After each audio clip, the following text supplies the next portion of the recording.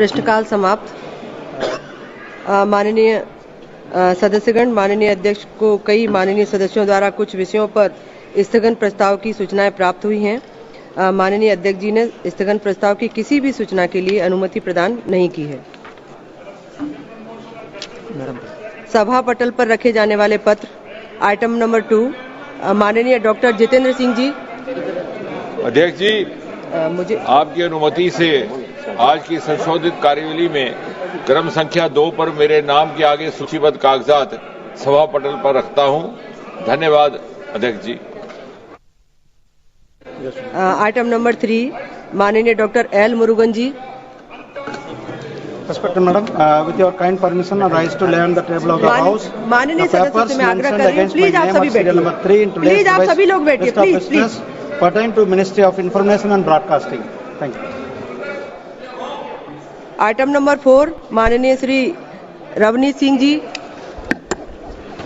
Respected sir, I raise to lay on the table of the House the papers mentioned against my name at serial number 4 in today's revised list of business. Thank you. Item number 5, महासचिव जी। Sir, I have to report that Rajya Sabha at its sitting held on the 1st April 2025 agreed without any amendment to the Tribhuvan Sahakari University Bill 2025 as passed by Lok Sabha. Item number 6, माननीय श्री चंद्र प्रकाश जोशी जी।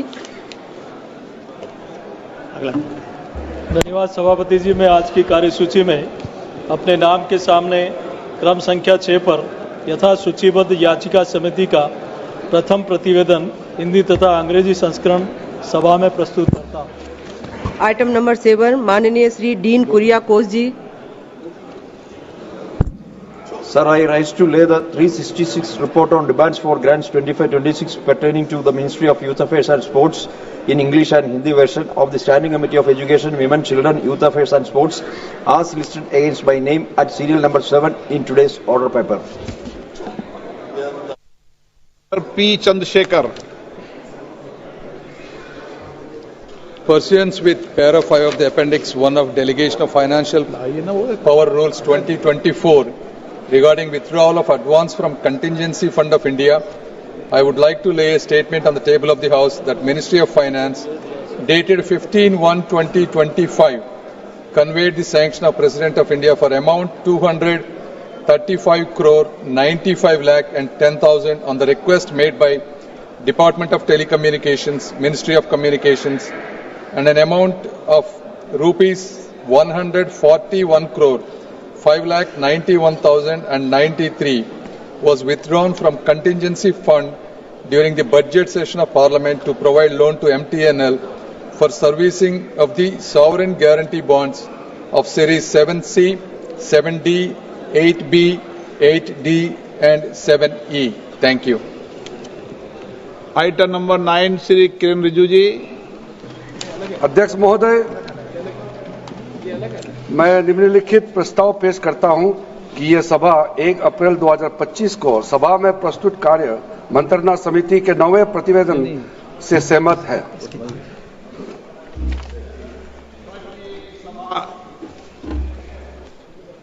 1 अप्रैल 2025 को सभा में प्रस्तुत कार्य मंत्रणा समिति के 9वें प्रतिवेदन से सहमत है। जो सदस्य प्रस्ताव के पक्ष में हाँ गए हैं, जो सदस्य प्रस्ताव के विरोध में ना गए, मेरे विचार में निर्णय हाँ वालों के पक्ष में, हाँ वालों के पक्ष में प्रस्ताव अनुमोदित किया जाता है। ये बिजनेस एडवाइजरी कमेटी है, ठीक है ना।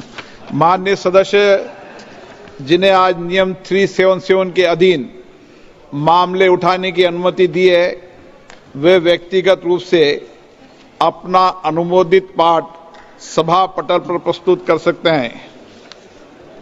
आइटम नंबर 11, माननीय मंत्री पंकज चौधरी जी।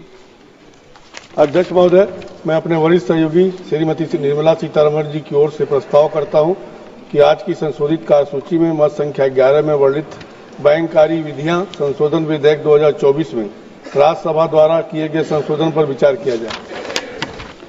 प्रश्न है कि लोकसभा द्वारा यथा पारित बैंककारी विधियां संशोधन विधेयक 2024 में राज्यसभा द्वारा किए गए संशोधन पर विचार किया जाए। जो सदस्य इसके पक्ष में हाँ कहें, जो सदस्य विरोध में ना कहें। मेरे विचार में निर्णय हाँ वालों के पक्ष में हुआ। प्रस्ताव स्वीकृत हुआ। अब मैं संशोधनों को सभा के मतदान के लिए रखूंगा। प्रश्न ये कि लोकसभा द्वारा यथा पारित विधेयक में राज्यसभा द्वारा किए गए संशोधन संख्या 1 और 2 को स्वीकृत किया जाए। जो सदस्य इसके पक्ष में हाँ कहें, जो सदस्य विरोध में ना कहें। मेरे विचार में निर्णय हाँ वालों के पक्ष में संशोधन स्वीकृत हुआ। मंत्री जी अब प्रस्ताव करें कि लोकसभा द्वारा यथा पारित विधेयक में राज्यसभा द्वारा किए गए संशोधन से सभा सहमत है। महोदय, मैं प्रस्ताव करता हूं कि राज्यसभा द्वारा विधेयक में किए गए संशोधनों पर सहमति दी जाए। प्रश्न ये है कि लोकसभा द्वारा यथा पारित विधेयक में राज्यसभा द्वारा किए गए संशोधन से सभा सहमत है। जो सदस्य इसके पक्ष में हाँ कहें, जो सदस्य विरोध में ना कहें। मेरे विचार में निर्णय हाँ वालों के पक्ष में हुआ। प्रस्ताव स्वीकृत हुआ। लोकसभा द्वारा यथा पारित बैंककारी विधियां संशोधन विधेयक 2024 में राज्यसभा द्वारा किए गए संशोधन सभा सहमत हुई। आइटम नंबर 12 और 13 को एक साथ सभा में लिया जा रहा है। वक्फ संशोधन विधेयक 2025 संयुक्त समिति द्वारा यथा प्रतिवेदित और मुसलमान वक्फ निरसन विधेयक 2024। माननीय मंत्री किरण रिजिजू जी।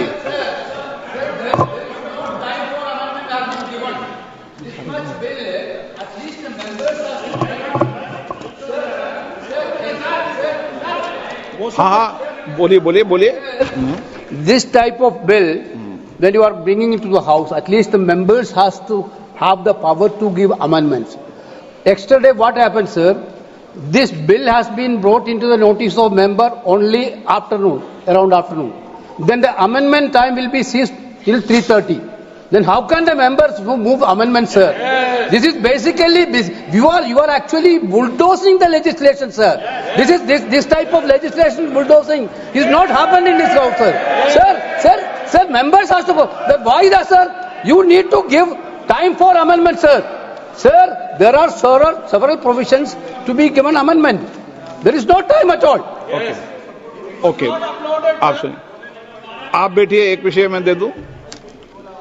माननीय सदस्यगण, मैंने सभी जो गैर सरकारी माननीय सदस्यों के जो भी संशोधन प्रस्ताव थे वह और सरकारी संशोधन प्रस्ताव दोनों को बराबर का समय दिया है।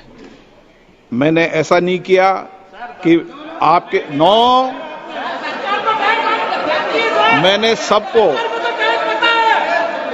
मैंने जितना भी समय गैर सरकारी संशोधन को दिया है उतना ही समय सरकारी संशोधनों को दिया है। मैंने दोनों में कोई अंतर नहीं किया गया है। मंत्री जी को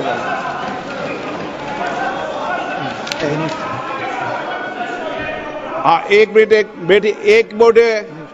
एन के प्रेमचंद्रन जी, आप बता दीजिए। Sir, my point of order is relating to Rule 80, Clause 1 of the Rules of Procedure and Conduct of Business, and under Rule 376 of the Rules of Procedure, and also colon sector, page 615. Sir, now this House is considering a bill, Waqf Amendment Bill 2024, as reported by the Joint Committee, Parliamentary Joint Committee. We are not discussing the original bill. It is as reported by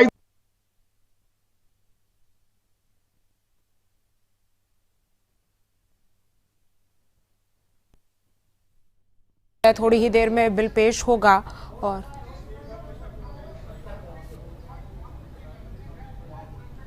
Lok Sabha की कार्यवाही जो है वो जारी है। तस्वीरें आप देखिए।